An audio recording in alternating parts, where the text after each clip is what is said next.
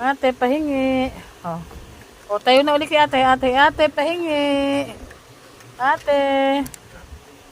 Ate, pahingi. Oo, kain. Uy, patay!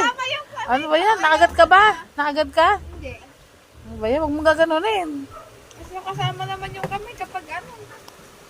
Wala ka ng bibig niyan. Ayoko na. Ang laki. Pag nakakita ang pagkain, huwag lang makakita ang pagkain eh. Yari na.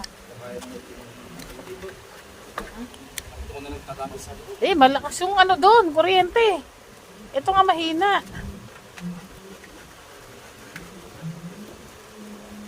Doon pa sa malakas pupunta.